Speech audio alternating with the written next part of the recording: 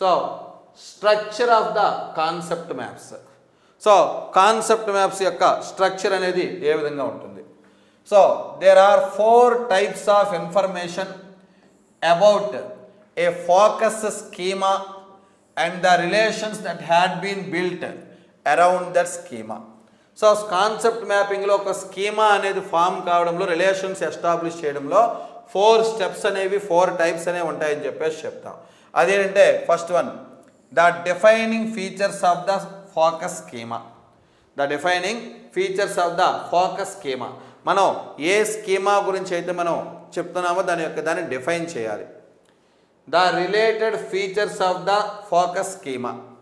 So మనం focus చేసిన స్కీమాకి సంబంధించినటువంటి రిలేటెడ్ ఫీచర్స్ అన్నీ కూడా మనం అక్కడ ఫోకస్ చేయాలి. Relationship between the focus schema and other schema. మనం స్కీమా అని చెప్పేసి అంటే అర్థం ఏంటి? సో కొన్ని బిహేవియరల్ మోడల్స్ జీన్ పియాజే కాన్సెప్ట్లో చెప్పుకున్నాం. సో తన చుట్టూ ఉండే ఎన్విరాన్మెంట్ని తెలుసుకోవడం కోసం, అండర్స్టాండ్ చేసుకోవడం కోసం ఇండివిజువల్ కొన్ని బిహేవియరల్ మోడల్స్ని యూటిలైజ్ చేయడం జరుగుతుంది. వాటినే మనం ఏమని చెప్తామంటే స్కీమాస్ అని చెప్పేసి చెప్తాం. సో ఈ స్కీమా ఫోకస్ స్కీమా అలాగే అదర్ స్కీమాకి సంబంధించినటువంటి రిలేషన్షిప్స్ అనేవి ఎస్టాబ్లిష్ చేయాలి. అలాగే other representation of the focus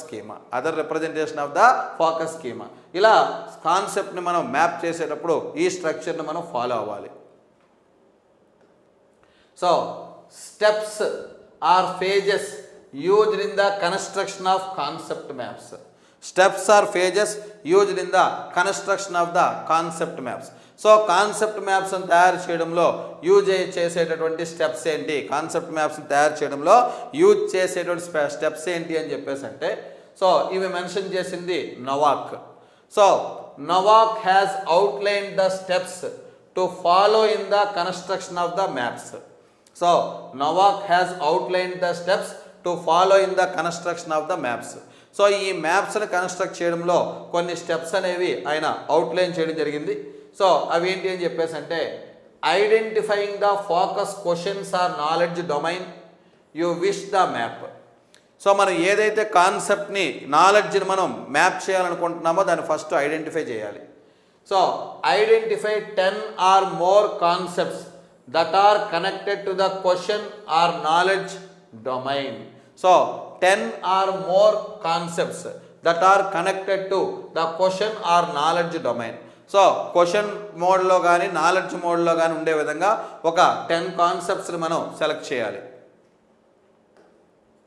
rank orders the concepts by placing the broadest and most inclusive ideas at the top of the map. So map యొక్క టాప్లో ఎప్పుడు కూడా ఏముండాలని చెప్పేసి అంటే, so broadest and most inclusive ideas, broadest and most inclusive ఐడియాస్ని టాప్లో ఉంచి అక్కడి నుంచి వాటిని ఒక ఆర్డర్లో అరేంజ్ చేయాలి. Work down the list and added more concepts as need. Work down the list and add more concept as need. So ఇంకా వర్క్ డౌన్ చేస్తూ, సో కాన్సెప్ట్స్ని లిస్ట్ అవుట్ చేస్తూ ఏమైనా కొత్త కాన్సెప్ట్స్ అవసరమైతే వాటిని యాడ్ చేయాలి.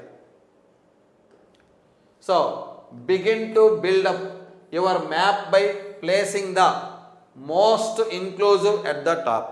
Begin to build up your map by placing the most inclusive at the top. Usually 1 or 2 more will at the top. So టాప్లో ఎప్పుడు కూడా 1 or 2 కాన్సెప్ట్స్ మాత్రం ఎప్పుడు కూడా టాప్లో ఉంటాయి. అలాగే next select 2 or 3 sub concept. Next select 2 or 3 sub concepts to place under each general concept. Avoid placing more than 3 under any concept. Avoid placing more than 3 under any concept. Connect the concepts by lines. Label the lines with 1 or 2 linking words. Connect the concept with or lines or label the lines with 1 or 2 linking words. Alage rework the structure of the map which you may included by adding or subtracting maps. So rework the structure of the map which you may include by adding or subtracting the maps. So కొన్ని కాన్సెప్ట్స్ని add చేయడం కానీ కొన్ని మ్యాప్స్ని remove చేయడం ద్వారా కానీ దాన్ని మనం రీస్ట్రక్చర్ అనేది చేయాలని చెప్పేసి చెప్తాం. So items to consider when constructing concept maps.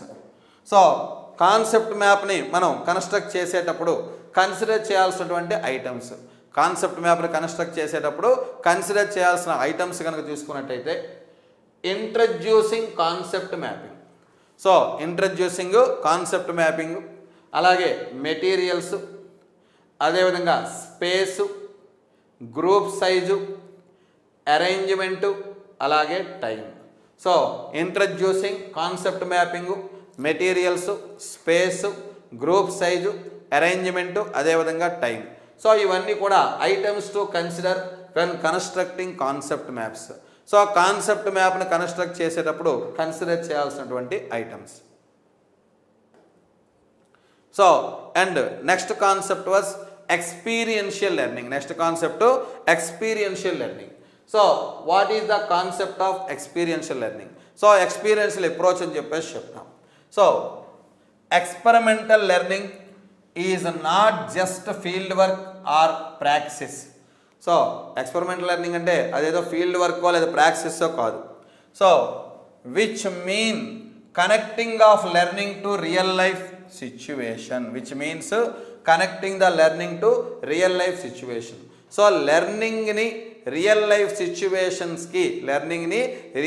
సిచ్యువేషన్స్కి connect చేసేదాన్ని మనం ఏమని చెప్తామంటే ఎక్స్పీరియన్షియల్ లెర్నింగ్ అని చెప్పేసి చెప్తాం.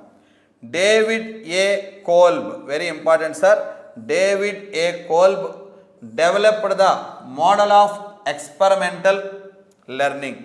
David A కోల్బ్ developed the model of experimental learning. So Kolb's model called experimental learning cycle. So David Kolb's model called as experimental learning cycle. David Kolb's model called as experimental learning cycle. So the experimental learning cycle. So David Kolb's చెప్పినటువంటి experimental learning cycle ఒకసారి మనం చూసినట్టయితే Kolb's experimental learning style theory is a typically represented by 4-stage learning cycle in which the learner touches all the bases. So ఈ కోల్బ్స్ యొక్క cycle అనేది 4 stages learning సైకిల్తో అది connect అయి ఉందని చెప్పేసి చెప్తాం. అవి ఏంటంటే concrete experiences. So experimental learning ఎప్పుడు కూడా కాంక్రీట్ ఎక్స్పీరియన్సెస్ అనేవి క్రియేట్ చేయాలి. రిఫ్లెక్టివ్ అబ్జర్వేషన్, abstract కాన్సెప్చువలైజేషన్, అలాగే active experimentation. So concrete experience, reflective observation, abstract conceptualization, అదేవిధంగా యాక్టివ్ ఎక్స్పెరిమెంటేషన్ అని చెప్పేసి చెప్తాం. ఈ 4ని కూడా David A Kolb cycle of experiential learning or experiential learning అని చెప్పేసి చెప్తాం. So effective learning is seen when a person progresses through a cycle of 4 stages. So ఒక పర్సను ఈ 4 స్టేజెస్ ద్వారా కనుక ప్రోగ్రెస్ అయినట్టయితే ఎఫెక్టివ్ లెర్నింగ్ అనేది అబ్జర్వ్ చేయొచ్చు. So having a concrete experience followed by, so concrete experiences కనుక follow అయినట్టయితే so observation and reflection on that experience on which leads to so the formation of abstract concept and generalizes which are then used to test hypothesis in future situations resulting in new experiences. So these are the concept of experimental learning.